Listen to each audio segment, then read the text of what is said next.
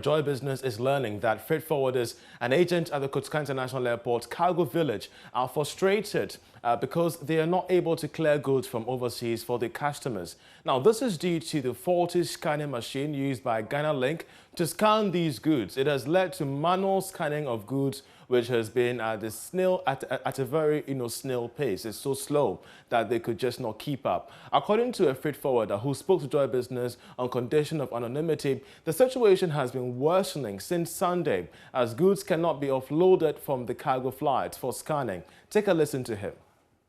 Since Sunday, incoming flights, the shipment from incoming flights cannot be scanned because apparently the scan is defect. It's been defect for quite some time now, and I think they were doing it manually. Some way, somehow, something happened, I don't know what, but it looks like now they are not even doing it manually. So the shipments from flights from since Sunday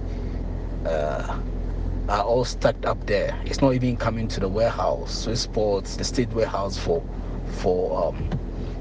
freight forwarders and to clear and to deliver it to customers.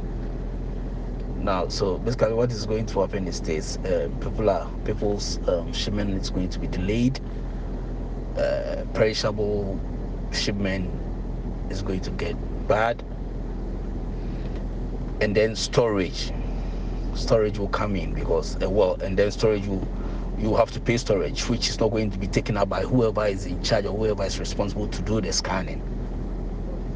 So today, for instance, nothing went on because virtually no shipment came through to the warehouse. Apparently, I've heard that the minister in charge of the sector has been here, and now they are using sniffer dogs to sniff out I don't know what, but so that's the process that is going on now. Forwarder at the Kotoka International Airport, the cargo village, specifically expressing worry about the inability to clear goods for their customers because of the faulty scanner there. Let's get a response from the company in question, Ghana Link. Norvan Akwa-Hayford is the public relations manager of Ghana Link, and he joins us via Zoom. Norvan, we're so grateful that you joined us. You did hear the stranded freight forwarder. Has this come to your notice? If you could kindly unmute your microphone, Norvan.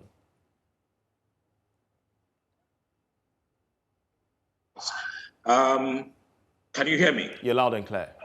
Thank you very much. Okay, so indeed it came to our attention on Sunday.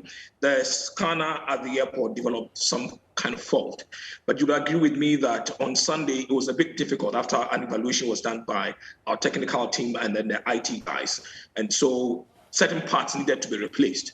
And that could not be done on Sunday, so we had to wait until Monday. Further evaluation was done, and then we realized that there's some work that needed to be done. In fact, our guys had been working frantically day and night to make sure that they restore the scanner, which is at the airport, let me put it that way. And as I speak to you, Charles, so yesterday in the afternoon, the scanner came back on stream. It's working as fine as it should.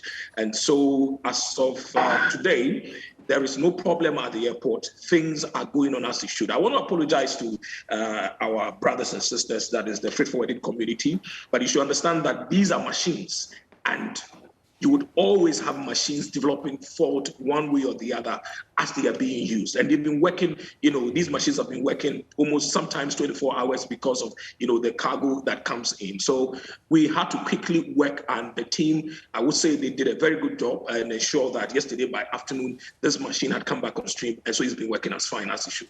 But of course, if you listen to the concerns raised by these freight forwarders, their goods have been stuck, they've been stranded, and it begs the question, why did we get to this end? Charles, I think I did indicate that these are machines. And let me give you a simple example. Just like the laptop that you are using. You've been using these laptops and you can develop a fault and you want to hand it over to your IT guys to deal with it.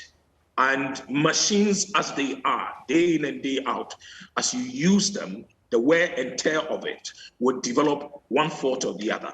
It needed an equipment to be replaced. I mean, when we did evaluation, it wasn't just any other thing. Don't forget, we've been doing what we call maintenance day in and day out, and some scheduled maintenance and all that on these machines.